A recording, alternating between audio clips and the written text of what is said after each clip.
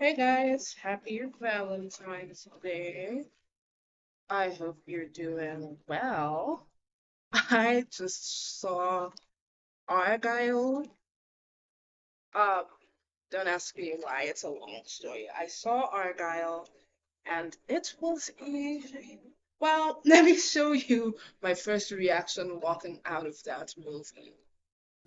Movie is finally over. That was one of the worst experiences that I, one of the absolute worst things I've ever seen. You guys would not even believe it. Argylle really is a classic example of what happens in movies when the ingredients are there, like a good idea is there, but whoever is in charge, ooh, that's a lot. Whoever is in charge doesn't quite know what to do with what they have. In this case, the storyline. Also, the casts for this really confuses me. I don't understand how that cast was chosen. Henry Cavill, who was only there for a couple of seconds, was awful. He was terrible. So, what is Argyle? And, well, let's just get into the whole thing, shall we? So, what is Argyle? Argyle is this movie that's based on a book that only came out this year, where essentially the author of a book called Argyle finds out that the thing she's been writing is correct and true, and ends up in this big thriller mystery adventure thing where hijinks ensue. It's terrible, you guys. It's not good. Let me probably get in there and get my eye makeup off. It's pretty terrible. Now, here's the thing. I really, really, really wanted to like this movie because the idea is super interesting. If it was done right, it probably could have been a sort of the Truman Show-esque type of film, and that would have been really cool. Could have had a bit of a what's the movie that I'm trying to think of? Could have had a little bit of a James Bond and Bourne Identity feel to it, but it just wasn't good. First of all, the main character is annoying.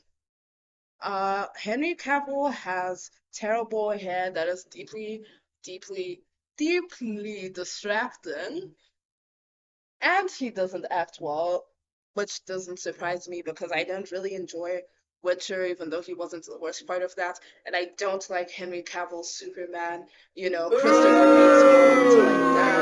Like, yeah, it wasn't good in terms of characters. The styling could have been better, and any kind of unique idea that was in it that could have been utilized just wasn't used at all. Okay, now I have to go wash my face properly, so let me go do that and come back. About, about the cast and the styling and the likes. Well, it's generic in the worst ways possible, right? Because it takes, here's the thing. If you use tropes well and you do good storytelling with something considered like a very typical type of story in the genre, I can accept that. Like, if it's well done, I can be like, okay, fine, it's well done. I'm not always looking for the most revolutionary things of them all. But this film, Argyle, had this thing where in essence, they used every kind of trope they could come up with that's known in like spy thrillers and mysteries and the likes. And what they did with it was that they made the most generic versions of those things in a thing in the story. Like they did this thing where they would have, secret organizations, secret societies, run against time, blah, blah, blah, blah, blah. Any generic story you can think of, one that you can probably find a billion copies of on Wattpad or selling on sale on Kindle for $0 and 0 cents. That's what Argyle was. Like, it was generic in all of the worst ways possible. It was corny and cheesy in the worst way possible. It had no real stakes for much of the story. It didn't execute the mystery aspects of the story very well.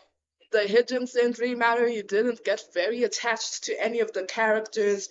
The mystery was so generic, I could tell you pretty much any sort of stereotypical spy thriller thing I can think of, and you would believe that that's what happened in the movie, even if you'd seen that movie 1,000 times. Boring, unmemorable, uninteresting, zero stakes characters we don't care about. What other problems came up? The twist was lame. I'm not gonna say it was predictable. It was just kind of whatever. And this goes back to the thing about how the characters had no stakes. You weren't very invested in them. It was so whatever. Like, you could take it or leave it. Like, you would not care less if you saw this movie and you saw the big reveal. Um, it was so irritating to see. And the thing is, there were elements of the story that could have become something great with the right kind of direction and the right kind of execution insofar as, like, the script is concerned. None of the decisions made sense. I was looking at certain actors being like, you're too good to be here. Why are you going through this? Why are you doing this to yourself? And it was so disappointing. The CGI was terrible. Despite the fact that it wasn't super gloomy in terms of the cinematography, like, it was quite colorful. Something about the way they mixed it made it feel kind of off. And if that was the point to accompany the story, it's a shame because the story then didn't do that justice. I'm feeling kind of hot, ranting. Let me take this off. Look how nice and moisturized my skin is. It's not oily. It's just nicely oiled. Anyways, it was disappointing. It was bad. It wasn't really funny. It was not good. It was not good. And I doubt that the book is any better. And that sounds mean to say, but that is how I feel. Um, there were elements of things where it was just like, if someone was just creative enough, imaginative enough, they could have done something with this. But yeah, generic, boring, boo, boo, boo, didn't enjoy it, did not like it. And it's so disappointing. And also, I have to say this, especially since this is the title of my thing. I am glad that, as far as we know, Henry Cavill isn't going to be James Bond. I'm someone who has a very sort of loose feeling about how they cast James Bond. I feel like going off script of what a typical Bond is could be interesting. I feel like there's a lot of things to explore in the James Bond universe that could go beyond what people go to James Bond for. That would have to be a separate video, though. Maybe I'll make a separate video of it so that I can really explain what I'm talking about, like, fully. But yeah, sorry, let me get my purse because my lips are so dry. Okay, got a lippy on. Let me keep ranting now. There's a lot of things in the James Bond universe I could talk about at some other video at some point, but I'm glad that's not going to be Henry Cavill as far as we know.